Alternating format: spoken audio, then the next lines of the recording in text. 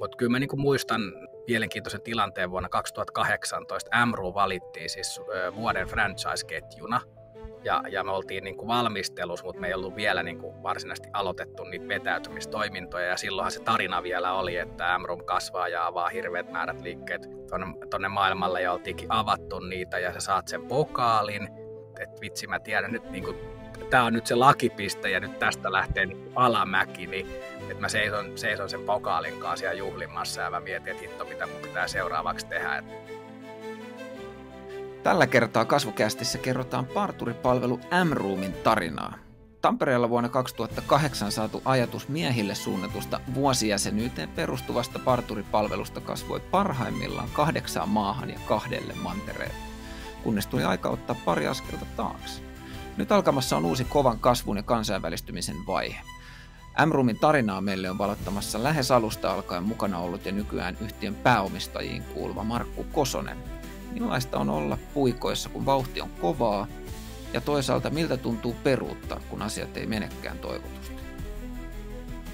Kasvukästin hostina toimin minä, Santtu Kottila. Kiinnostaako sua kasvu? Haluaisitko tietää, millaisia polkuja kasvun saralla onnistuneet ihmiset ovat kulkeneet? Kasvukäst on podcast, joka jakaa tarinoita kasvun takaa. Vierainamme on erilaisia kasvajia, jotka kertovat, miten kasvu tehtiin, mitkä olivat kasvutarinan käännekohtia ja mitkä olivat tärkeimmät opit jaettavaksi muille.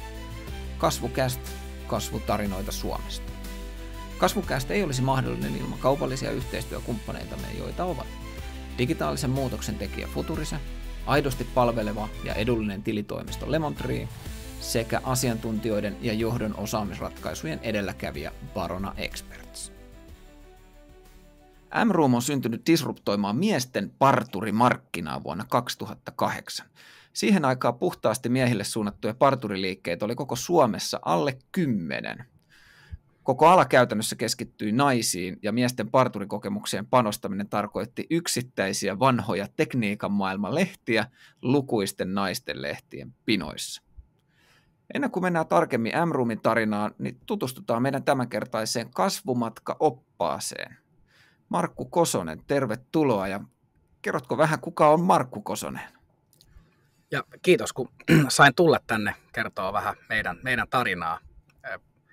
Kososen Markku on Lahdessa kasvanut nuoruuden epäonnistunut jääkiekkoilija, eli lapsuus kasvettiin jäähallilla ja NHL oli iso tavoite, mutta sitten tämmöinen 170-senttinen puolustaja ei ehkä 90-luvun kahvakiekossa ollut muotia, ja ehkä nyt teistä lahjatkaan ihan riittänyt sinne asti, niin jääkiekkoura sitten ei siitä auennut. Ja sitä kautta sitten päädyin Tampereelle kauppikseen opiskelemaan sitten bisnestä ja sieltä sitten pohjustanut niin kuin erinäköisten mutkien kautta tähän Amroomin tarinaa. Tänä päivänä asustellaan perheen kanssa kolme lasta niin tuossa Espoossa ja koitetaan harrastaa töiden lisäksi ja nauttia elämästä aktiivisesti. Sä oot tehnyt monia juttuja, mutta erityisesti yksi tuolta sun historiasta ennen Amroomia kiinnostaa. Ja sä oot ollut rakentamassa Suomeen Volttia, mutta 10 vuotta ennen Volttia. Eli sä oot ollut mukana Gastronautissa. Kerro Gastronautista. Joo, no Gastronauttihan oli siis tismalleen sama liikeidea, että ajatus oli se, että ihmiset varmaan haluaisi tilata kotiin tai työpaikalle tai missä ovatkaan jotain muutakin kuin pizzaa. Ja näin me sitten 2000-luvun alkupuolella lähdettiin tekemään Gastronauttia Suomessa. Ja sehän oli kuitenkin sitä aikaa, että ei ollut iPhoneja ei vielä ollut, eikä oikeastaan sosiaalista mediaakaan. Että nettisivut oli juuri ihmisillä ja Nokia-kännykät. Ja meidänkin se kokemus oli siis, että me ihan printtimediassa mainostettiin puhelinnumeroa, mihin kannattaa soittaa, jotta sitten voi puhelimessa kertoa tilauksen. Ja näinhän se tilauksen sitten ottaa asiakaspalvelu vastaan ja sitten soittaa ravintolaa ja soittaa kuskille, että hei tuolta about tohon aikaan voisi olla ne ruuat saatavilla ja kuskin pitää mennä. Ja kun ei ollut Google Mapsia ja muutakaan, niin kuskilla oli sitten siinä repsikalla myös niin kuin puhelinluettelo, jos joku vielä muistaa, että sellaisiakin aikanaan, missä oli sitten kartat, että sitten kun ruvetaan katsoa, että mihin pitää mennä, niin sieltä sitten puhelinluettelon kartasta selattiin, että mihin ruoka niin kuin toimitetaan. Et kysyntäähän oli, mutta kyllähän se harvinaisen niin kuin hidas se logistinen ketju oli ja näin ollen se ydinliiketoiminnasta ei kyllä kannattavaa saanut sitten yhtään millään. Mutta onneksi me sitten kuitenkin vähän myytiin niihin meidän menukataloihin, mitä me 4 kertaa vuodessa lähetettiin kotitalouksiin, niin mainoksia, niin mediamyynnillä pysyttiin pinnalla, kun ydinbisnes ei ollut kannattavaa. Niin sehän oli vähän niin kuin Michelin renkaiden luoma Michelin opas, eikö niin? Että... No kyllä se oli jo, että siinä oli aina tietysti alueen ravintolat ja niiden ruokalistat listattu ja niitä laitettiin sitten postilaatikosta sisään kovaa vauhtia ja siellä sitten tietysti mainossivuja ja muita yhteistyökumppaneiden ja muiden. Niin. Mutta mielenkiintoista aikaa. Passerilla tehtiin kirjanpidot silloin ja kyllä niin kuin maailma on niistä ajoista 20 vuodessa aika paljon muuttunut. Silloin ei ollut teknologia tukemassa koko ton ketjun toteuttamista. No hei, mä oon kysellyt susta vähän sun kanssa työskennelleet ihmisiltä ja he kuvailee sua vauhdikkaaksi ja nopeatempoiseksi.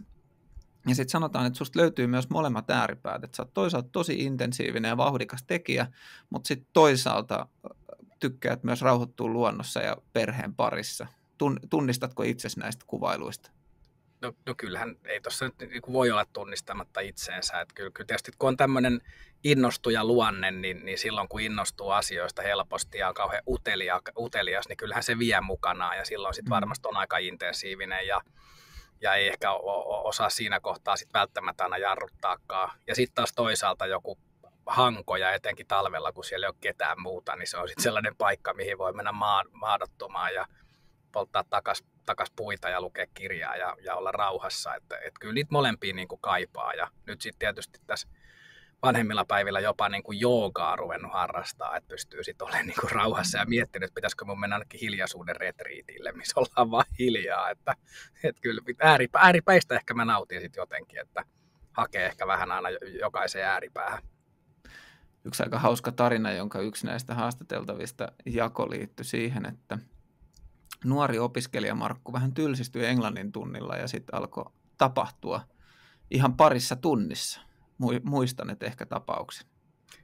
No muistan, mutta mun muistikuvä kyllä toisella olisi ollut ruotsin tunti, mutta saatan olla väärässä, että oliko englanti vai ruotsi, mutta joo, että siinä me tosiaan kesken tunnin sitten ihmeteltiin, että ei tämä nyt oikein maistu ja siitä sitten alta aikayksikön oltiinkin jo autossa kohti Helsinki-Vantaan lentokenttää ja siitä sitten lähti vähän pidempi reissu, missä sitten seikkailtiin vähän erinäköisissä paikoissa ja mentiin lentokentälle, tilattiin liput jonnekin ja sitten katsottiin vasta lipuissa, että mihin lähdetään ja näin päin pois. Et siitä tuli kyllä aika semmoinen once in a lifetime reissu, niin kuin, joka sitten starttasi ihan extemporea tunnilla. Et joskus sitä sitten kyllä, kun jälleen kerran innostuu, niin sitä heittäytyykin sit aika täysillä mukaan ja voi löytää itsensä mielenkiintoisista paikoista.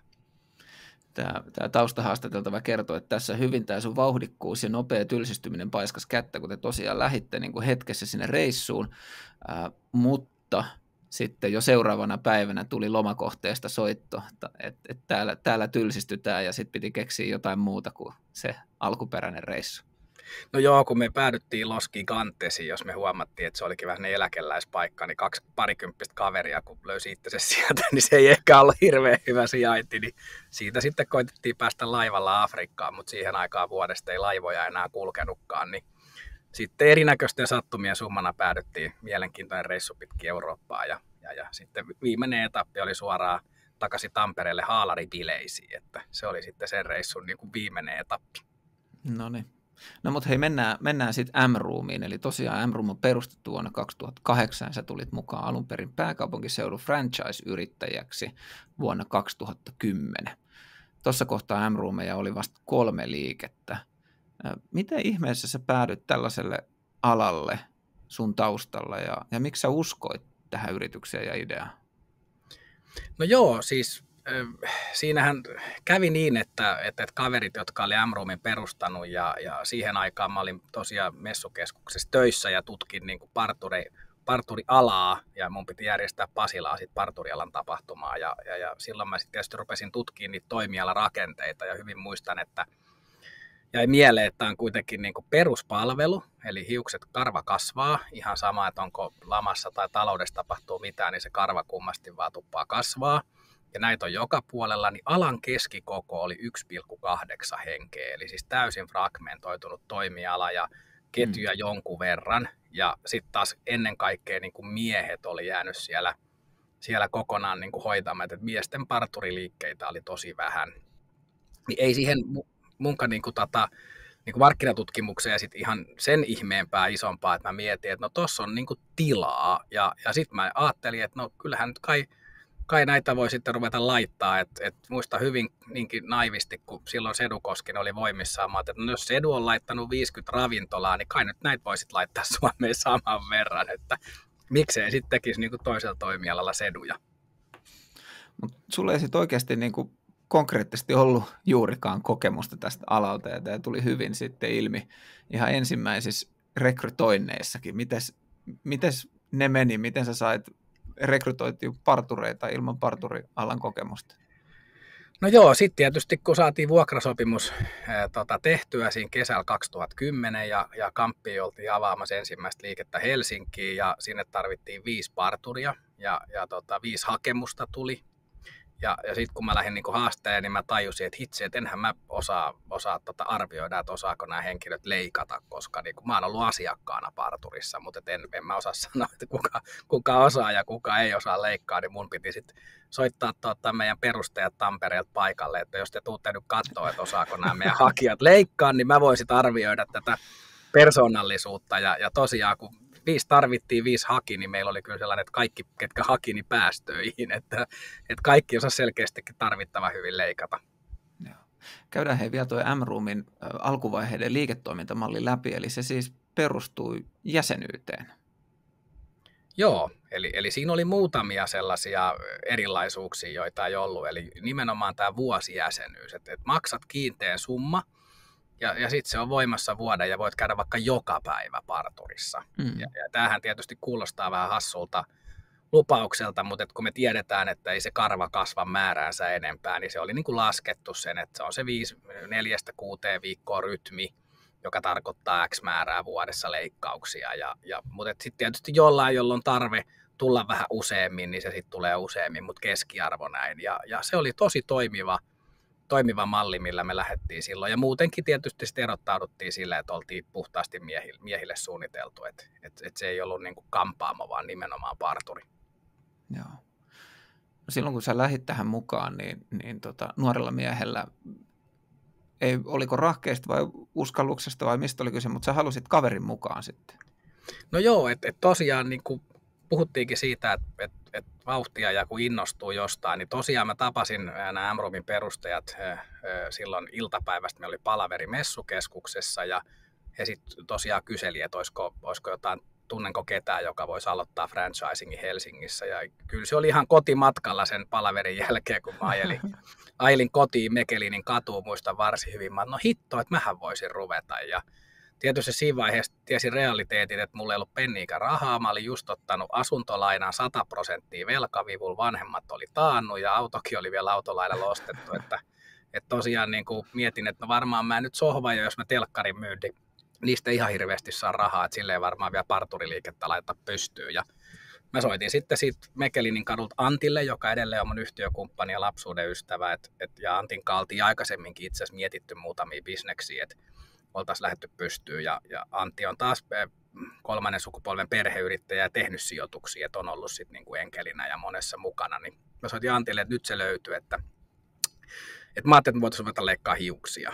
Ja Antin ensimmäinen reaktio oli, jos ei nyt suoraan puhelin luuri lyönyt korvaan, niin hyvin lähellä sitä, että koska kukaan ei ollut koskaan tehnyt parturilla rahaa. Ja mä sanoin, että just niin, nyt sitten jonkun pitää tehdä. Ja sitten mä tein siinä vähän Exceleitä ja ruvettiin käymään Antin kanssa, ja ne Excelit näyttikin ihan niin kuin kohtuullisen järkeviltä. Ja sitä kautta sitten sain niin kuin Antin puhuttua siihen, ja sitten saatiin mullekin hoidettua siihen se rahoitus, että saatiin se alkupääoma ekaan liikkeeseen, ja vähän pankiltakin sitten pikkasen tukea. Ja näin me sitten lähdettiin kaksi lahenpoikaa, jotka ei tiennyt parturipisneksestä mitään, niin perustaa partureita franchisingilla Helsinkiin. Lyhyt tervehdys Kasvukästin sponsorin tilitoimiston Lemontreein puolesta. Lemontreein kirjanpitopalvelu on erittäin kustannustehokas ja juuri pienten ja kasvuyritysten tarpeisiin suunniteltu. Olen itse ollut heidän tyytyväinen asiakkaansa jo 7 vuoden ajan ja voin lämpimästi suositella heitä kaikille yrittäjille, jotka haluavat kirjanpidon olevan luotettavissa käsissä. Lemontree tarjoaa Kasvukästin kuuntelijoille myös loistavan edun. Uudet asiakkaat saavat ensimmäiset 2 kuukautta palvelua veloituksetta. Eli jos olet perustamassa yritystä tai harkitset tilitoimisten vaihtoa, niin ota heihin yhteyttä ja mainitse Kasvukäst. Lisätietoja löydät osoitteesta lemontree.fi. Kasvukästissä me aina syvennytään puhumaan sen kasvumatkan, kasvutarinan käännekohtiin, joita sä oot, Markku, tänään valinnut meille 3. Ja niistä ensimmäinen käännekohta liittyy siihen, kun sä oot päättänyt, että sä keskityt M-Roomiin. Eli M-Roomin alkuaikoina sä teit myös täyspäiväisesti töitä Suomen messuilla samaan aikaan, kun pyörititte kymmenkuntaa fränkkäriliikettä pääkaupunkiseudulla. Ja sitten kesällä 2013 sä päätit, että nyt päivätyöt saa jäädä. Ja sitten aloitte aika aggressiivisesti kasvattaa teidän pääkaupunkiseudun fränkkäritoimintaa tämän päätöksen myötä ja kasvoitte 2017 mennessä tosi vauhdikkaasti 10 liikkeestä 25 liikkeeseen, eli 3-5 uuden liikkeen vuosivauhtia. Niin millaisia muutoksia tämä vaatisi arjessa? No, ensinhän se vaati sitä, että oikeastaan ne 2011-2012 ja oikeastaan alkuvuosi 2013, kun tosiaan olin messuilla ja vedin siellä aika montaa näyttelyä, vastasin omalla tiimillä ja sitten ilta- ja viikonloppu töinä sitten kasvattelin M-Roomiin, niin kyllä nyt jos rehellinen on, kun miettii niitä vuosia, niin en mä niistä kauheasti mitään muista. Että kyllä se oli niin kuin sellaista aika grindaamista ja pitkää päivää ja paljon stressiä ja mitä nyt kuuluu siihen alun yrittäjyyteen, koska silloin kun on tietysti organisaatio pieni, niin kaikki henkilövaihdokset ja tämän tyyppiset, niin ne on niin kuin siinä hetkessä aina katastrofeja ja menee tunteisiin ja muistaa vielä niitä aikoja, kun aamulla miettii, että koska mä avaan ton puhelimen, että mä en halua katsoa, että ketä tänään on sairaana tai kuka on missäkin ja sitten siitä kuitenkin pitää lähteä vielä tekemään Pasilaa työpäivää. Et oli se niin kuin, ei se helppoa ole. Sitten oikeastaan kun tuli se hetki, että uskalsi hypätä täysillä. En tiedä, oliko se uskallus, ehkä se oli myös jotenkin luopumisen tuskaa. Mä tykkäsin töistä siellä messuillakin, että se oli tosi antoisaa työtä, että kyllä siinä oli tietysti varmaan luopumisenkin tuskaa. Niin sitten mulla vapautui niin kuin arkea aikaa ja oikeastaan sen jälkeen sit, kun oli sellainen normaalimpi kuorma, niin teki myös paljon parempia päätöksiä. Et kyllä silloin niin kuin selkeästi rupesi tulemaan fokus tekemiseen ja jokainen päätös ei ollut sellainen niin kuin yliväsyneenä hetkessä tehty päätös, johon ei ollut aikaa niin kuin keskittyä, vaan silloin sitten rupesi miettimään ja saamaan sellaisia pitkäjänteisempiä. Et kyllä se niin kuin kaista siinä alkuvuosina oli niin tukossa, että kyllä ne oli tosi reaktiivisia ne mun päätökset. Enkä mä välttämättä usko, että mä nyt olin niin kuin mikään maailman paras johtaja tai kauhean läheinenkään, koska eihän mä osannut koskaan kiinni. Että mähän olin niin kuin aina jossain tekemässä jotain jossain kokouksessa ja sitten tuli viesti tai soitto perään illalla tai tosi aikaisin aamulla. Sä sanoit, että tämä vaihe oli sulle niin kuin muutos pienyrittäjästä sitten ihan niin kuin oikeasti kasvuyrittäjäksi ja sitten tähän liittyy myös sitä niin kuin vallan ja vastuun delegoimista, että sä otit tällaisen aluepäällikkömallin käyttöön myös. Kerro, miten se meni. Se ei mennyt ehkä ihan perinteiseen tapaan. Joo, kyllä siinä sitten jossain vaiheessa niin kuin mä huomasin, että mikä varmaan monella yrittäjällä on, että kun on tottunut tekemään kaikki jutut itse ja pitää, niin siinä tulee myös vähän sellainen kuvitelma, että ei näet kukaan muu osaa. Ja sitten loppujen lopuksi sä itse teet niitä huonommin, ne muut on niissä paljon parempia kuin itse. Et muistan varsin hyvin, mä olin just siinä muuttanut, meillä oli tullut 3 aluepäällikköä, sitä ennen me oltiin niin kuin 10 liikettä ja jokaisessa liikkeessä oli 1 vetäjä ja mä sitten toimin jokaisen vetäjän niin kuin esihenkilönä, niin sitten siihen väliin tuli aluepäällikkö porras ja 3 aluepäällikköä, tosi hyvät aluepäälliköt ja yksi niistä on edelleen täällä vetää itse asiassa on meidän operatiivinen johtaja, jäänyt niin kuin ollut pitkä aikaa mukana matkassa, niin kyllä ne sitten niin kuin konfronttasikin rohkeasti, että nyt on sellainen homma, että sovitaanko, että sä et enää rekrytoi yhtään ketään, että sä rekrytoit todella heikosti ja mä olin sellainen, että jes, tää käy mulle vallan mainiosti, että mä olin itsekin kipuillut vähän sen kanssa, että onko mulla aikaa ja niin kuin sanottu, niin enhän mä edelleenkään osannut arvioida sitä ammattitaitoa. Niin sitten me saatiin siirrettyä ton tyyppisiä vastuita. Ja sitten sen jälkeen tietysti siihen syntyi sellainen aika hyvä malli meidän, niin kuin mun ja niiden aluepäälliköiden kanssa, koska sitten kun ne oli uskaltanut konfrontata ja se meni hyvin, niin sitten ne rupesi konfronttaa vähän jokaisessa asiassa. Ja sitten meillä rupesi muodostuukin aika hyviä malleja, että mä rupesin sitten antamaan asioita, joihin mulla ei ollut aikaa tai osaamista tai kiinnostusta välttämättä niin heillä, ja he sitten pystyivät ottaa niistä koppeja ja asiat lähti eteneen. Sitten me päästiin niin kuin tosi hyvään vaiheeseen, missä niitä liikkeet pystyttiin avaamaan sit niin kuin nopeammalla rytmillä, ja plus, että varmaan sitten se organisaatio voi paremmin päivittäin, kun siellä se lähijohto niin kuin toimii huomattavasti paremmin. Joo. Tässä tai tämän vaiheen aikana niin te teitte myös yritysjärjestelyitä ja sen myötä saitte sitten niin kuin pääomaa yritykseen ja sitä kautta aukesi sitten sen aikaiselta Tekesiltä mahdollisuus saada rahaa kansainvälistymiseen. Ja tässä kohtaa myös Antin kanssa ostitte sitten osuuden tuosta emoyhtiöstä. Kerro tästä kuviosta. Joo, me oltiin saatu niin kun, silloin, kun me lähdettiin mukaan, niin neuvoteltua jo optioita. Jos me tietynlainen kasvupläni toteutetaan niillä ensimmäisillä vuosilla, niin meillä on sitten oikeus ostaa siitä emoyhtiöstä myös pieni siivu. Ja tämä oli oikeastaan ihan meidän näkemys Antinkin kanssa, että jotta tämä on niin kuin järkevää laittaa tähän tosi paljon paukkuja, niin kuitenkin se arvo kumuloituu aina sinne, missä on IPR-omistus, eli siellä emoyhtiössä, niin kyllähän meillä oli halukkuutta niin kuin päästä nauttimaan myös siitä kakusta. Ja näin sitten 2013 vuodenvaihteessa niin saatiin sitten ne neuvottelut käyntiin, eli siellä oli kuitenkin meillä oikeus ja sitten heillä velvollisuus myydä. Ja neuvottelut sitten päätettiin, ja samaan aikaan niin kun siinä oli tämmöinen kuvio, että sikäli mikäli saadaan pääomaa yhtiöön, niin yhtiö täyttää tämä emoyhtiö nämä NEW-hankkeen, eli nuoret innovatiiviset yritykset hankkeen parametrit, jolloin silloin sit saadaan valtiolta myös 1 miljoonaa euroa erilaisille stepeillä avustusta nimenomaan kansainvälistymiseen, eli tämähän on kansainvälistymishanke. Näin me sitten, niin kuin, mä jatkoin tietysti päivätyönä niin sitä meidän franchisingin kasvattamista Suomessa, niitä liikkeitä lisää, ja sitten katseltiin vähän siinä sivussa vähemmistöosakkaina, kun emoyhtiö tuli tietysti niin kuin paljon rahaa ja kovat kasvutavoitteet sinne kansainvälistymiselle. Ja siinä niin kuin näin jälkikäteen ajateltuna, niin ne tavoitteethan oli aika heikot, että meille sanottiin suoraan sinne emoyhtiöön, että nyt pitää avata 5 uutta maata tämän hankkeen aikana, joka kesti sitten muutama vuosi. Ja ei mitään niin kuin laadullisia tavoitteita, vaan enemmän, että avatkaa nyt mahdollisimman nopeasti 5 uutta maata. Ja sitten kun meillä oli kuitenkin nämä meidän perustajat siellä emoyhtiön niin kuin johdossa, jolla on niin kuin tämmöisiä hyvin samankaltaisia yrittäjäsieluja niin kuin minäkin, että intensiivisiä riskinottokyky on korkea ja vauhtia on enemmän ehkä kuin suunnitelmallisuutta, niin se jokainen voi varmaan arvata, mitä siinä sitten tapahtuu, että sitten avataan 5 maata. Et sitä saatiin, mitä tilattiin, mutta kukaan ei missään vaiheessa ehkä osattanut pysyä miettiä, että onkohan tässä järkeä. Että mitä jos avattaisiin vaikka 1 maa ja tehdään se huolellisesti, opitaan nämä ja avataan sitten ne seuraavat, kun ollaan opittu jotain siitä yhden avaamisesta, niin tässä sitten ei kyllä pysähdytty niinku niitä oppeja tekemään, vaan painettiin kaasua, koska se tavoite oli annettu ja sitä kohti sitten mentiin. Joo, toki varmaan niin kuin vuosien saatossa Tekesin ja nykyisen Business Finlandin, niin nämä kriteerit on muuttunut, että se ei ole ehkä enää niin mustavalkoista sitten niiden kriteerienkään suhteen, mutta näinhän se on.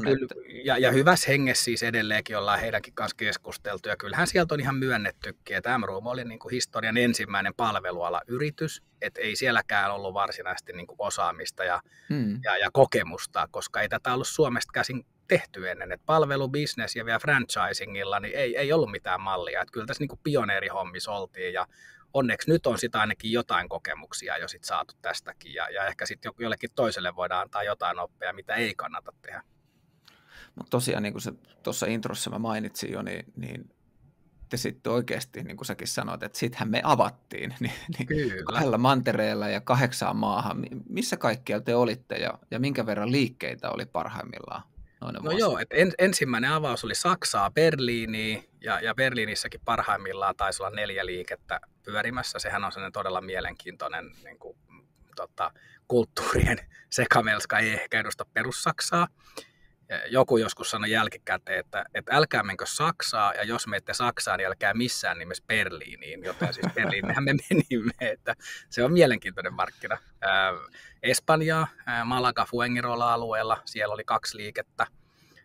Sitten Seattle, niin kuin, joka on myöskin niin kuin tosi helposti niin kuin kätevästi 10 tunnin aikaeron päässä, ja parilla pompulla pääsee Seattleen tuonne toiselle puolelle Amerikkaa. Ja Seattlessa oli 3 liikettä parhaimmillaan kanssa auki. Ruotsi, jonne sitten kanssa avattiin. Ruotsissa oli parhaimmillaan 10 liikettä, pohjoisin Umeå ja sieltä sitten ihan etelään Malmööhön asti. Ja sitten avattiin Viro, ja Latvia, eli Baltiassa. Virossa me ollaan edelleenkin, siellä avattiin just pitkän tauon jälkeen niin kuin uusi liike, 3. liike Noblessnerin alueelle, ja nyt olisi tarkoitus kehittääkin sitä Viroa. Ja sitten vielä Jenkeissä myöhemmässä vaiheessa avattiin Floridaa, ja sitten vielä tuli Tanska ja Norjakin. Et Tanskassa oli muutama liike, ja Norjassa oli 3-4 liikettä parhaimmillaan. Jos ajattelee ihan niin kuin sitä lakipistettä, kun oli kansainvälistyminen ja niin kuin kuumimmillaan ja korkeimmillaan, niin missä teidän liikevaihto pyöri silloin kokonaisuutena? No kyllä se ketjuvaihto, muistaakseni siellä 7-18 miljoonaa on ollut parhaimmillaan, kun se nyt tänä päivänä on noin 13 miljoonaa. Että kyllä siitä on niin kuin, niistä kansainvälisistä liikevaihdoista tietysti sulanut iso osa, ja nyt sitten meidän toi Viron liikevaihto on siellä 500 miljoonassa, että siitä voi laskea, että kyllähän siellä oli sitä liikevaihtoa, mutta valitettavasti ei kannattavuutta. Pari sanaa Kasvucastin sponsorin, työelämäyhtiö Baronan puolesta. Kasvun keskiössä ovat aina ihmiset, niin kuin näistä Kasvucastin kertomista kasvutarinoistakin ilmenee. Oikeiden ihmisten löytäminen kasvavaan yritykseen ei ole kuitenkaan helppoa, ja samaan aikaan pitäisi tehdä 1000 muutakin asiaa. Baronan Experts-palvelut auttavat yrityksiä löytämään asiantuntijat ja johtajat vaativiinkin tehtäviin Suomesta ja ulkomailta. Eri aloihin erikoistuneet rekrytointitiimit ja 20 vuoden kokemus on käytettävissä. Lue lisää osoitteesta barona.fi. Olisi tietysti mukava kertoa pelkkää tähtiloistoa ja kimalletta oleva kasvutarina alusta loppuun, mutta eihän sellaisia käytännössä ikinä ole, vaan jokaisen kasvutarinan matkalle tulee myös vaikeampia vaiheita, ja tähän liittyy Markun valitsema käännekohta numero 2. Amromin kansainvälistyminen ei ollut tapahtunut kannattavasti ja oli pakko vetäytyä ulkomailta ja keskittyä kannattavuuteen. Tähän vaiheeseen liittyy paljon muitakin käänteitä näiden vuosien 2017 ja 2020 välillä. Siellä ostettiin muita omistajia pois, muutettiin palvelukonseptia ja niin edelleen. Mutta aloitetaan tuosta kannattavuudesta ja KV-markkinoilta vetäytymisestä. Markku, monet kuuntelijat haaveilee kansainvälistymisestä, mutta se ei taida olla sit loppujen lopuksi kovin helppoa. Ei se ole helppoa. Se on siis tosi antoisaa ja siinä oppii hirveästi ja niin kuin kannustan ja kehotan kaikkia, että jos vaan vähäkä niin kuin on sellainen tahtotila, niin kyllähän sinne päin kannattaa lähteä. Mutta sitten kannattaa myös olla niin kuin realismia siinä, ettei tee semmoista ruususta kuvaa, että tästä nyt vaan lähdetään ja kaikki menee niin kuin Strömsössä. Että kyllähän siihen liittyy valtava määrä. Ja ehkä meidänkin matkassa näin jälkikäteen mietittynä, niin varmasti olisi ollut hyvä niin kuin käyttää enemmän sitten asiantuntija-apuja tai mentoreita tai muita. Et ehkä liian vähän niin kuin kyseltiin itseämme viisaammilta neuvoa, vaan ehkä sitten jääräpäisesti sitä on rakennettu sitten niin kuin learning by doing -menetelmällä. Mutta se on varmaan osa sitä niin kuin yrittäjän ja semmoista niin kuin opportunismia, että mä haluan tehdä tämän omalla tavalla ja ehkä kuunnellaan niitä neuvoja, mutta sitten suoratetaan niitä ja joskus se suoratin on liian tiukalla. No kyllä se varmaan näin on ja kyllähän valtaosa varmaan yrittäjiä yhdistää optimismia, että kyllähän me halutaan uskoa niin kuin siihen onnelliseen loppuun, koska jos ei siihen uskoisi, niin voi olla, että yrittäjämatka olisi niin kuin tosi rankka, jos aina olisi niin kuin miettimässä vaan niitä mörköjä, että voi tapahtua, että tietyllä tavalla se optimismi sit on niin voimakasta, ja joka sitten ehkä sit vähän ottaa pois siltä realismilta tai muilta jutuilta, ennen kuin sitten on kokemusta kantapääoppia, niin kuin meillä nytkin, että nyt ei ole niin kuin pienintäkään semmoista ruususta ajatelmaa, että olisi kauhean helppoa, että tästä vaan mennään, vaan ennemminkin varautuu siihen ja tekee tosi hyvät suunnitelmat ja käyttää niin kuin apua ja tekee sen niin kuin eri tavalla. Ennen kuin mennään tarkemmin siihen, että mitä se vetäytyminen sitten niin sanotusti tarkoitti, niin se oli kuitenkin iso vetäytyminen, niin miltä se tuntui? Oliko pettynyt olo? No olihan siellä niinku tosi voimakkaita ristiriitaisia tunteita, että tietyllä tavalla sit kun päätettiin, että tämä on se suunta ja sulla on strategia ja missio, niin sähän suoritat sitä, että eihän siinä ehkä sitten niinku päädy miettimään niinku omia tunteitaakaan niin paljon, vaan sitähän vaan sitten tekee. Mutta kyllä mä niinku muistan hyvin sellaisen mielenkiintoisen tilanteen vuonna 2018. Amru valittiin siis vuoden franchise-ketjuna. Ja me oltiin niin kuin valmistelussa, mutta me ei ollut vielä niin kuin varsinaisesti aloitettu niitä vetäytymistoimintoja. Ja silloinhan se tarina vielä oli, että Amrum kasvaa ja avaa hirveät määrät tuonne maailmalle ja oltiinkin avattu niitä ja sä saat sen pokaalin ja juhlitaan tietysti kaikki onnellisia ja samalla sulla on sitten sisäisen ristiriitainen tunne, että vitsi mä tiedän nyt niin kuin, tämä on nyt se lakipiste ja nyt tästä lähtee niin alamäki, niin varmaan muut ei sitä niin kuin ehkä nähnyt, mutta mä sen niin kuin sisällä, niin se oli mulle sellainen, että mä seison sen pokaalin kanssa siellä juhlimassa ja mä mietin, että hitto mitä mun pitää seuraavaksi tehdä, että ei tämä nyt niin kuin tunnu ehkä ihan siltä, miltä tämän pitäisi tuntua. Miten sä oot kuitenkin niin kuin kehityshakuinen ja sä oot sanonut, että silloin kun on tämmöistä stabiilia tai staattista tekemistä, niin se ei kiinnosta, niin miten sä sait itsesi motivoitua tuollaisen jälkeen sitten?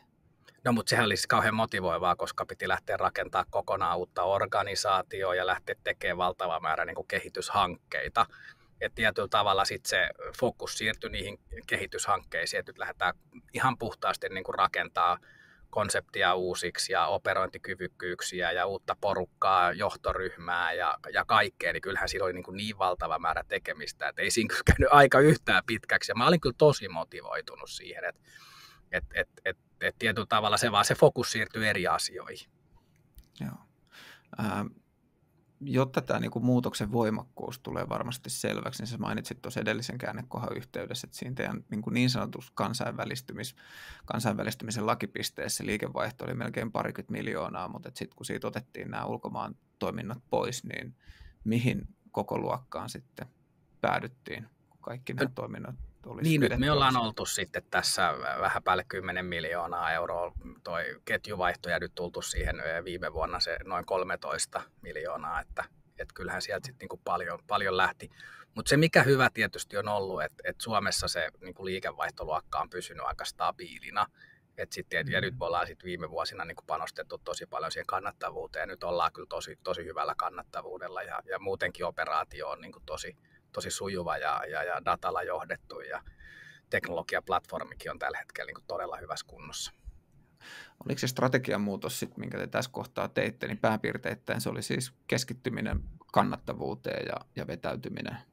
Joo, ja sitten tietysti siinä niin kuin, oikeastaan se lähti siitä, että mä siihen aikaan olin Floridassa vielä niitä meidän jenkkioperaatioita ja siellä haettiin kasvua, kun mä rupesin huomaamaan sitten tietysti sen meidän franchise-yhtiön puolelta, että nyt niin kuin tämän franchise-yhtiön kannattavuus on heikentynyt ja sehän oli niin kuin operoivaa Suomessa liikkeitä.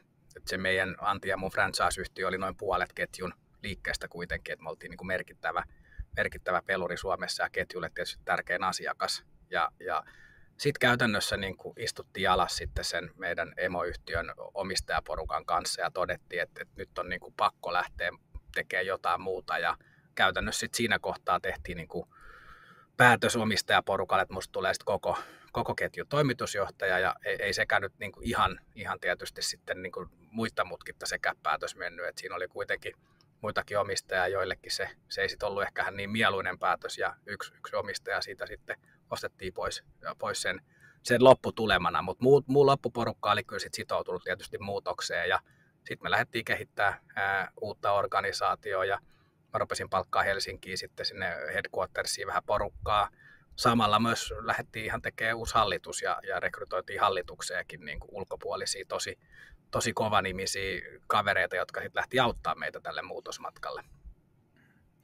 Yksi iso muutos tämän käännekohdan aikana oli myös se, että te päätitte koskea teidän palvelulupauksen ytimeen, eli vuosimaksulliseen palvelumalliin nimenomaan tähän all you can eat tyyppiseen puoleen. Miksi näin?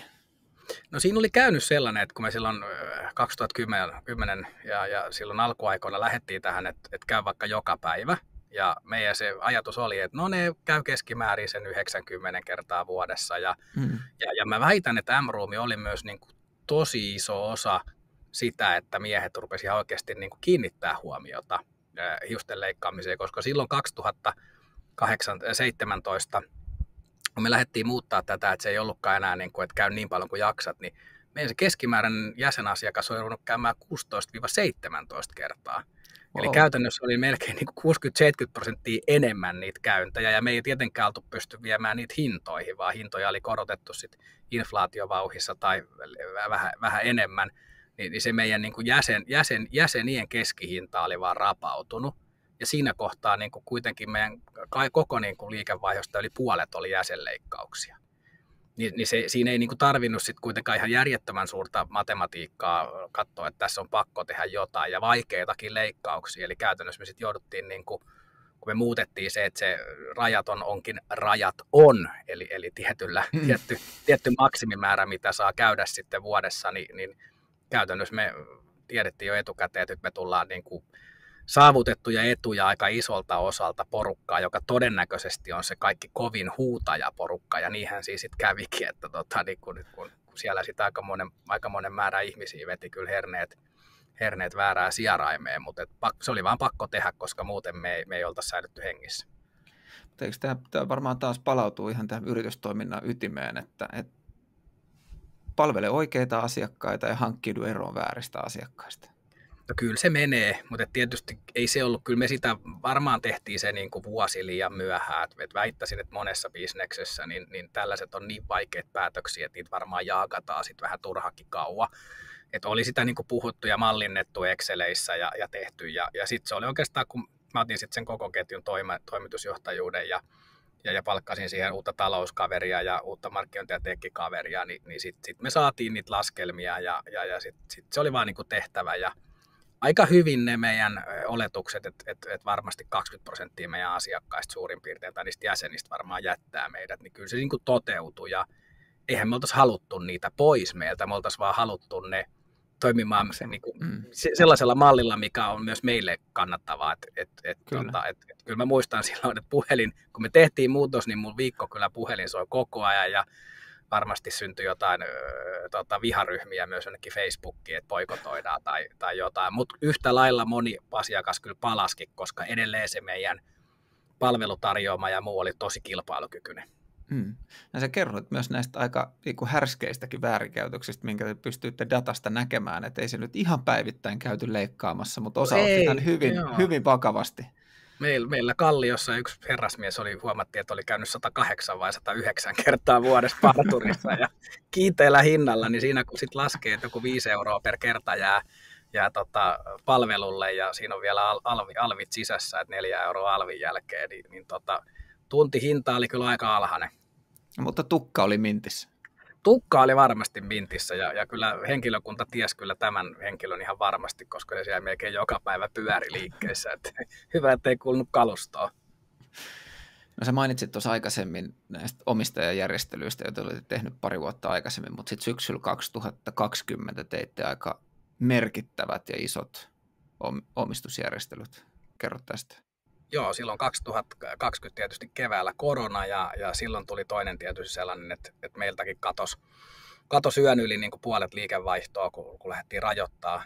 Et se, mikä tietysti pitää olla kiitollinen, niin meillä ei tullut mitään rajoituksia, että pitää sulkea. Eli meillä kyllä kaikki liikkeet oli auki koko korona-ajan ja meillä se korona kesti sitten kohtuullisen vähän aikaa. Toukokuun puolesvälissä oltiin jo aika lailla normaalissa mallissa. Mutta kyllähän se tietysti ison loven teki ja siinä sitten tehtiin paljon järjestelyitä ja sitten oikeastaan sen koronan jälkeen, kun kesällä palattiin sitten takaisin toimistolle, niin meidän nämä perustajat, jotka edelleen oli sit siinä emoyhtiössä kuitenkin niin kuin isoja omistajia, niin he sitten kysyivät multa ja Antilta, että voisiko teillä olla kiinnostus. Me oltiin niin kuin ostettu pitkin matkaa sitä osuutta kasvatettu, kun jollain oli halukkuutta myydä, niin sitten tuli niin kuin se kysymys, että jos te vaikka sitten ostaisitte heidät kokonaan pois ja pääsette toteuttaa tavallaan sitten teidän strategiaa. Meillä oli kyllä ollut jonkinnäköisiä vähän eri näkökulmaa myös strategiasta. Ja sitten loppujen lopuksi silloin syksyllä sit saatiin klousattua kaupat 2020 ja sen jälkeen niin kuin käytännössä sit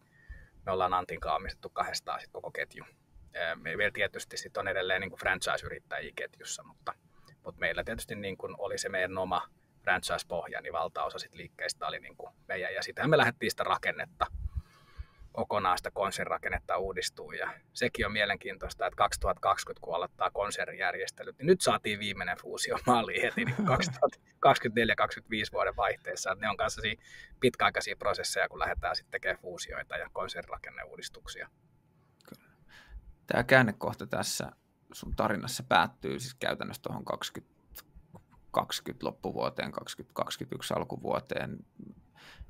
ja se oli ehkä sitten taas sen vetäytymisen ja kannattavuuden hakemisen sellainen niin kuin pohjakosketus on väärä sana, mutta sen taas sitten se niin kuin lakipiste, niin liikuttiinko tässä siis siinä 10 miljoonaa euron liikevaihdossa sitten? Joo, no ketju varmaan vähän yli, mutta luokkaa ja nyt sitten ollaan saatu pikkasen tässä kasvua niin kuin viime vuosina, mutta nyt sitten pitäisi lähteä vähän kovempaa kasvua. Ja kyllähän sitten käytännössä silloin 2020 vuoden lopussa myös todettiin, että oltiin tehty nämä isot järjestelyt ja aika paljon velkavipua, niin kyllähän meille tuli sellainen myöskin vaihe, että no nyt sitten niin kuin pidetään kannattavuus yllä ja maksetaan velat pois, koska jos ei ole rahaa investoida, niin siinä on sitten vaikea tehdä kasvuakaan, että se oli myös mulle sellainen niin kuin vähän semmoinen vaihe, jos mä en ehkä ole ihan parhaimmillaan, kun ei ole mitään uutta, mitä saa rakentaa, tai sitten ei välttämättä ole hirveästi mitään sotkua, mitä pitäisi korjata, niin silloin mä oon vähän niin kuin ehkä orpopiru. Ja sitten mun pitää keksiä muita harrastuksia, jotta sitten tämä energia kanavoituu johonkin järkevään. Pari sanaa Kasvucastin sponsorin digitaalisen muutoksen tekijän Futurisen puolesta. Monet uudet kasvumahdollisuudet kietoutuvat digitalisoituvassa maailmassamme entistä useammin yllätys digitaalisuuteen ja tekoälyyn. Futurise on liiketoimintaa ymmärtävä kasvukumppanisi, kun etsit neuvonantajaa, suunnittelijaa sekä toteuttajaa samassa paketissa. Futurise julkaisee myös omaa Tiennäyttäjät podcastiaan, joka jakaa kokemuksia kohti tulevaisuuden kestävää liiketoimintaa. Ota heidänkin podcast-seurantaa. M-Roomin tarinan kolmas käännekohta ei paradoksaalisesti juurikaan liity M-Roomiin. Te olette, Markku, aloittanut muuttua tämmöisen niin kuin bränditaloksi ja olette itse asiassa jo aloittanut tänne. Tämä on 2024 vuoden aikana tapahtuvaa tai käyntiin lähtenyttä osaa teidän tarinassa. Kerro tästä. Joo, tosiaan sitten kun lähti miettimään, että alkoi tulla tämä siivousurakka päätökseen, missä konsernirakenteet on kunnossa ja vanhat velatkin alkaa olla maksettu, niin silloinhan sitten tämmöinen aktiivinen yrittäjä lähtee miettimään myös niin kuin kasvuhankkeita. Ja itse asiassa nämä tuli niin kuin pikkasen etuajassakin jopa, että alun perin oltiin laskettu ehkä, että olisi vielä varmaan vuosi parikin voinut joutua tässä kärvistelemään, mutta onneksi päästiin nyt jo pikkasen etuajassa vauhtiin. Ja me niin kuin ajateltiin, että kun tämä M-Roomhan on teknologiatalo, mitä moni ei tiedä, mutta meillä on oma platformi, minkä päällä se operaatio pyörii, niin kuin ERP-järjestelmä. Ja pohdittiin, että tämähän voisi toimia niin kuin muuhunkin kaudenhoito- tai hyvinvointipalveluun, missä sitten niin kuin yhtä lailla edelleen kenttä on aika fragmentoimaton. Tai se on fragmentoitunut, että siellä ei ole niin kuin ketjut loistaa poissaololla, otetaan hierontoja tai kaudenhoidossa on niin kuin paljon muutakin kuin miesten parturointi, siellä on naisten hiukset tai kasvohoidot, ripset, kynnet, kulmakarvat ja niin edespäin. Ja mä lähdin pohtimaan ja tutustuin sokerointibisnekseen, mistä ei tietenkään itsellä ollut mitään kokemusta tässäkään, niin kuin ei ollut aikanaan parturibisneksessä, ikinä en ole käynyt sokeroinnissa. Eli sulle tuttuu homma? Tämä oli tuttua hommaa nimenomaan, mutta mä kattelin sitten datapisteitä ja mä huomasin, että okei, frekvenssit on hyvin samanlaiset kuin parturibisneksessä ja palveluajat on samanlaiset, että niin kuin bisneksen ja datan näkökulmasta niin kuin hyvin paljon tuttua. Et tietysti ainoa eroavaisuus oli, että se toimii sillä isommalla niin kuin ajanvarausbisneksessä, kun M-Roomhan on drop-in malli, eli me ollaan digitalisoitu drop-in malli. Mutta käytiin sitten meillä niin kuin läpi sisäisesti, että pystytään tuohon meidän platformiin kyllä koodaamaan se ajanvarauskin. Ajanvarausmalli, ja näin me sitten päädyttiin hankkimaan tämmöinen hyvin pieni posliinisokeroinnit-niminen 2 liikkeen ketju. Ja ajatus oli se, että näitä laitetaan sitten niin kuin lisää Suomeen. Ja samaan aikaan kyllä tuo sokerointi lähti trendaamaan ylipäätään, että sinne niin kuin ajoitus ihan kohtuullisen hyvin osui maaliin, mikä on aina tietysti tärkeä.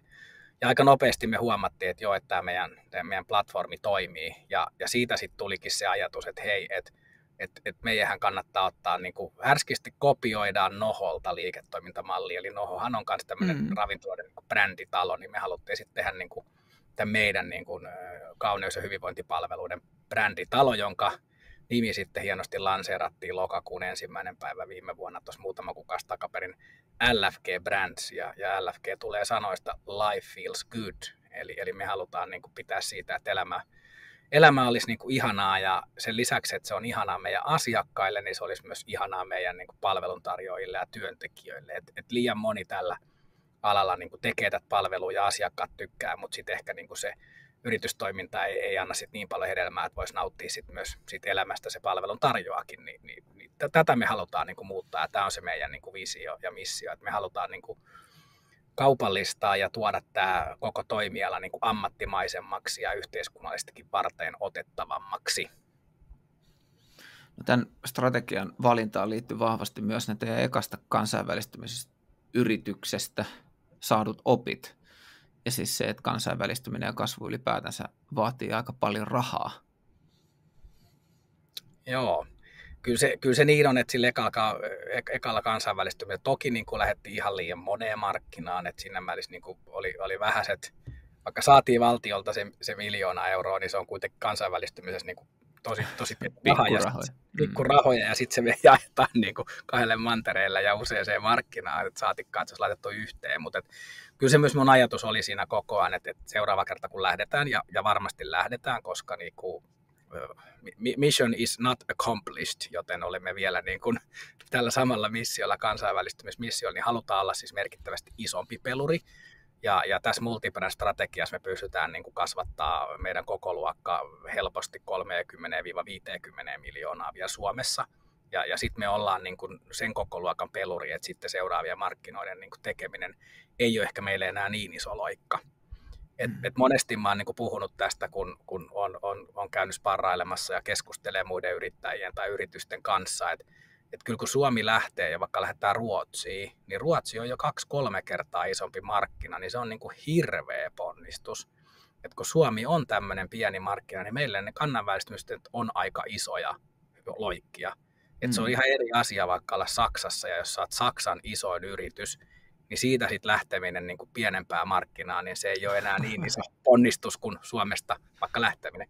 Mutta toki mä myös samaa hengenvetoa olen monelle sanonut, että kannattaa kokeilla Viroa. Että Viro on pienempi markkina, niin se on vähän sama kuin sit Suomen sisällä siirtyisi vaikka Uudeltamaalta sitten Pohjanmaalle, niin se ei ole niin kuin koko luokkana niin iso, vaikka siinä sitten tietysti tulee lainsäädäntöä ja kulttuuria ja kielimuuria ja näitä niin kuin kansainvälistymisen haasteita, mutta niitä on ehkä sitten niin kuin koko luokkana kivempi harjoitella pienessä markkinassa ennen kuin sitten lähtee niin kuin vallottaa isompaa markkinaa, joka vääjäämättä sitten maksaa ja vie aikaa.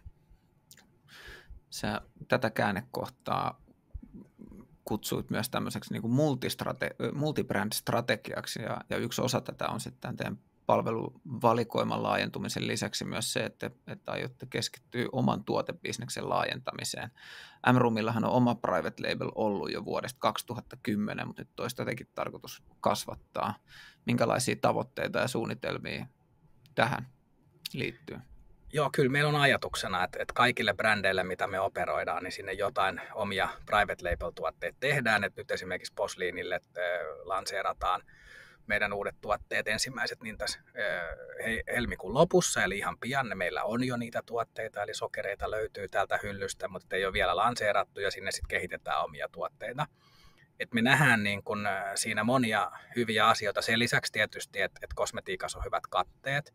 Ja sitten kun itse hallitsee omaa jakelutietä, niin sitten jakelutiekustannukset on hyvin, hyvin ohuet. Mutta kyllä silloin on sellaisia, että meidän työntekijät ja palveluntarjoajat on tosi ylpeitä omista tuotteistaan, koska niitä ei saa mistään muualta, niin niitä on kiva sitten tarjota niille asiakkaille. Ja yhtä lailla niin kun asiakas ostaa vaikka M-Roomin tai Posliinin tuotteen ja se on siellä kotona, niin kyllähän se meidän brändi sitten matkaa myös sinne kotiin ja muistuttaa meidän olemassaolosta, tai jos on vaikka urheilukassissa ja joku on sitten kuntokeskuksessa, niin siellä on meidän brändi sitten näkyvissä, kun niitä tuotteita käytetään sitten yleisöllä paikalla. Että kyllä me nähdään sille myös niin kuin brändin näkövinkkelistä tosi paljon arvoa.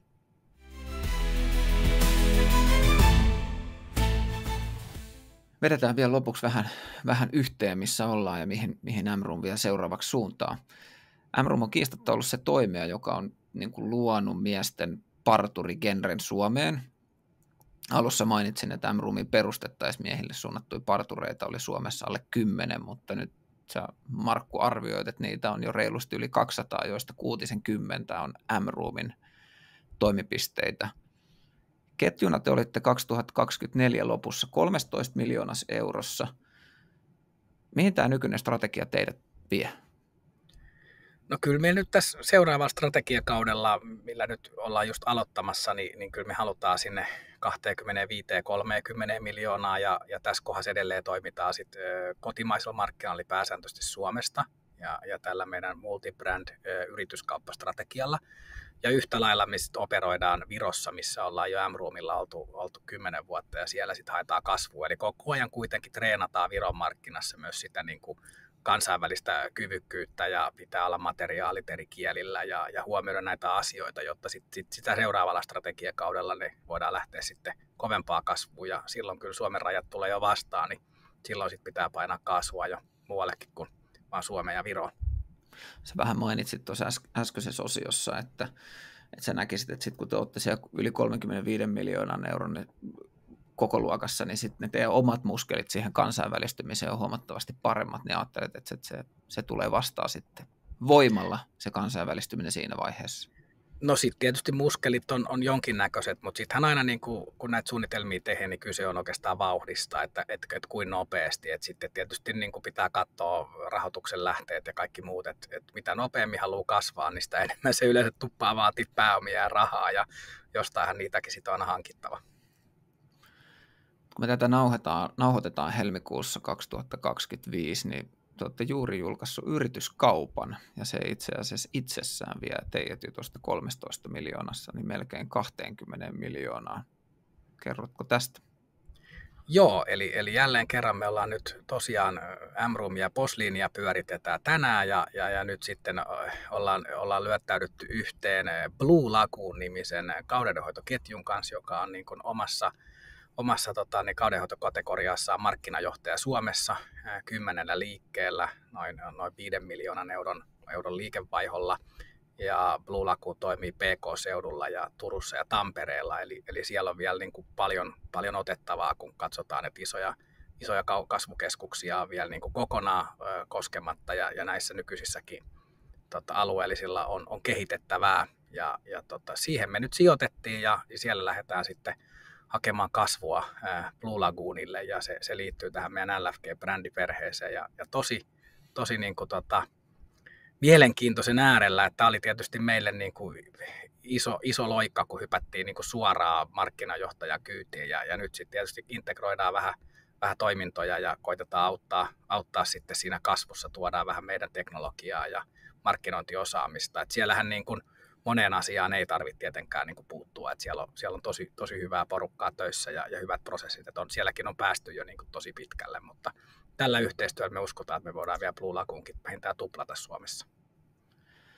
Kasvukästissä me kerrotaan kasvutarinoita, joista osa päättyy exittiin, mutta M-Roomin tapauksessa niin teidän kasvumatka ei missään tapauksessa ole vielä päätepysäkillä, että se on vasta niin sanotusti matkalla. Mutta mikä on teidän endgame? No, tämä on hyvä, että tässä varmaan tulee eri vastaus eri aamuina, kun tätä itsekin niin pohtii. Ja tietysti Antinkaan, kun yhdessä tehdään, niin Antilla on ilo ollut yli 80 vuotta perheyritys ja edelleen on niin kuin 3. sukupolvea, että onhan aina niin kuin perheyhtiön tekeminen yksi vaihtoehto, mutta kyllähän sitten tietysti pitää miettiä näitä muitakin vaihtoehtoja, että jos halutaan ottaa esimerkiksi tähän seuraavaan kansainvälistymisvaiheeseen vaikka pääomasijoittajat mukaan auttaa ja tukea siinä kasvussa, ja se voisi nopeuttaa sit merkittävästi ja tuoda myös sitä osaamista, mikä niin kuin ei koskaan huono asia, niin kuin tässä tarinassa on aikaisemminkin todettu. Ja sitten kun me ajatellaan, että me ollaan härskisti Noholtakin kopioitu ja Noho on listautunut, niin kyllä mä näen, että tässä on myös ihan täysin listautumiskyvykkyyttä, koska tässä tehdään kuluttajabrändejä pohjoismaisella tasolla ainakin tässä seuraavien vuosien aikana, niin se on varsin mielenkiintoinen sitten tehdä myös niin kuin pörssilistauksena, mutta ehkä ei nyt mennä asioiden edelleen, että vaihtoehtoja on, ja nyt kuitenkin tässä mennään ainakin sitä strategiakausi niin kuin perheyhtiömallilla, ja punnerretaan edelleen vielä tämä Suomen ja Viron vallottaminen niin kuin Antti ja muu voimi niin kuin omistajan näkövinkkelistä. Että totta kai meillä on sitten niin kuin valtavasti hienoa porukkaa tässä mukana auttamassa meitä, että yksinhän näitä ei kukaan tehnyt. Aika moni luulee, että yrittäminen ja kasvun tekeminen pitää fiilispuolella olla pelkkää nautintoa ja sellaista korkealentoa, mutta sulla on aika realistinen kuva siitä, että toki siellä pitää olla valtaosan ajasta, sen pitää olla kivaa ja nautinnollista, mutta niitä epäilyksen hetkiä tulee. Joo, kyllähän tämä on niin kuin isojen tunteiden tekemistä, että silloin kun on huipulla, niin on niin kuin tunneskaalassa on niin huipulla ja kyllä sitten kun on pohjalla, niin on myös niin tosi pohjalla, että tämä on kyllä sellaista varmaan niin kuin monessa asiassa sit kun intohimolla tehdään, niin se vie sekä niin kuin sinne ylösfääreihin että alasfääreihin. Mutta sitten pitää tietysti aina luottaa siihen, että on hyvät suunnitelmat ja ennen kaikkea hyvä joukkue, että meillä on tosi hyvä tiimi ja mä oon tosi onnellinen, että me ollaan saatu rekrytoitua meidän niin kuin porukkaa ihan mahtavia tyyppejä, kenen kanssa niin kuin on kiva tehdä ja ne täydentää mun heikkouksia ja niin kuin pitää huolen siitä, että sitten myös yksityiskohdatkin tulee hoidettua. Et kyllähän tämmöisellä korkean energian yrittäjäluonteella niin kuin minä, niin en sitten detskuissa välttämättä pääse loistaa, vaikka niin kuin erittäin numero-orientoitunut olenkin. Sä oot kuvaillut itseäsi seuraavasti, että mä tarvin koko ajan jotain, mitä kasvattaa tai muuttaa. Jos kaikki on hyvin ja tasaista, niin musta tulee kärsimätön. Onko Markku lähivuosina M-Roomissa sulle riittävästi tekemistä ja haastetta? No LFG:ssä varmasti, niin jos katsotaan tätä kokonaisuutta, niin tekemistä on paljon, mutta että mulla on kyllä muitakin hallituspositioita ja muutamia sijoituksia muissa yhtiöissä, että osittain mä haluan myös niin kuin antaa jotain, että varmasti mä pystyn niin kuin omalta matkalta auttaa uusia yhtiöitä niiden kasvuvaiheessa ja tietysti sijoittamalla niihin yhtiöön, niin autetaan niin kuin uusia suomalaisia startuppeja matkalla. Ja sitten taas toisaalla mä myös näen siihen, että mä opin siellä myöskin juttuja, joita mä voin hyötykäyttää. Että kyllä mä myöskin niin kuin näen sen tosi tärkeänä, että tulee sen oman kuplan ulkopuolelle ja on avoimena erinäköisille uusille opille tai asioille, joita sitten voi tuoda siihen arkeen. On sitten tässä meidän LFG-ympäristössä tai mistä tahansa yhtiöissä, missä on jo jonkinnäköisissä rooleissa. Ja sitten kääntäen taas se tämmöiselle uteliaille luonelle, niin sehän niin kuin pitää mut hengissä, kun koko ajan tulee vähän uutta ärsykettä ja pohdittavaa. Kasvukästin lopuksi me esitetään aina sama kysymys. Mikä on, Markku, sun yllättävin neuvo kasvuhakuiselle yrittäjälle? Yllättävin neuvo. Joo, näitä on varmaan matkan varrella ollut monia, mutta ainakin sellaisia neuvoja, mitkä on jäänyt tosi vahvasti mieleen, oli kun siellä Floridassa pyörittiin ja pääsi touhuumaan Mäkkärin entisen toimitusjohtaja Ed Rensin kanssa. Ja Edillähän oli kaiken näköisiä neuvoja. Muun muassa yksi neuvo oli, että Markku, ei kyse ole siitä, kun täällä Jenkeissä toimii, että joudutko oikeuteen vai etkö joudu, vaan kyse on siitä, että koska joudut oikeuteen. Että se on niin kuin vääjäämätöntä ja ihan oikeassa se oli, kyllähän mekin siellä valitettavasti jouduttiin sitten oikeuteen, se on maan tapa. Ja ehkä toinen Ediltä jäänyt tämmöinen, en tiedä onko se neuvo vai kommentti, mutta kun puhuttiin franchisingista ja McDonald's kuitenkin on niin kuin franchisingin niin kuin holy grail, että on McDonald's ja sitten on kaikki muut tulee sen jälkeen niin kuin kaukaa takaa, niin sitten Edki vaan sanoi, että hei Markku, että jos on rahaa, niin et sä koskaan franchisea. Että sitten jos ei sulla on rahaa, niin sit sä meet with other people's money. Tämä on niin kuin tapa skaalaa niin kuin rahoituksellisessa näkökulmassa nopeuttaa sitä, mutta jos on fyrkkaa, niin totta kai sä pidät oman bisneksen itsellään, koska se on kannattavinta. Niin kyllä sekin tietysti vähän niin kuin yllätti, että se tulee tämmöisen franchisingin grand old manin suusta ja varmasti tossakin niin kuin osa viisauttaa, vaikka mä oon erittäin franchisingin puolella, mutta kyllä sillä franchisingilla pystytään niin kuin kasvaa tosi paljon nopeammin kuin omalla taseella. Kiitos, että tulit Kasvukästin vieraaksi, Markku. Joo, kiitos, että sai tulla. Kuuntelit juuri Kasvukästiä, jossa käydään läpi mielenkiintoisia kasvutarinoita Suomesta. Seuraa meitä käyttämässäsi podcast-soittimessa ja ota sosiaalisen median kanavamme seurantaan YouTubessa, TikTokissa, Instagramissa ja LinkedInissä. Voit myös tilata uutiskirjeemme osoitteesta kasvucast.fi, niin tiedät aina ensimmäisten joukossa, kun uusi jakso tai muuta erikoismateriaalia tulee eetteriin. Toivomme myös kernaasti palautetta, eli arvostele meidät podcast-soittimessasi, laita viestiä somessa tai pistä privammin mailia osoitteeseen santtu@kasvucast.fi. Mikäli mielessäsi on kasvutarina, joka meidän pitäisi ehdottomasti kertoa, niin laita siitäkin vinkkejä edellä mainittuja kanavia hyödyntäen. Minä olen Santtu Kottila ja tämä oli Kasvucast. Ensi kertaan. Se on moro.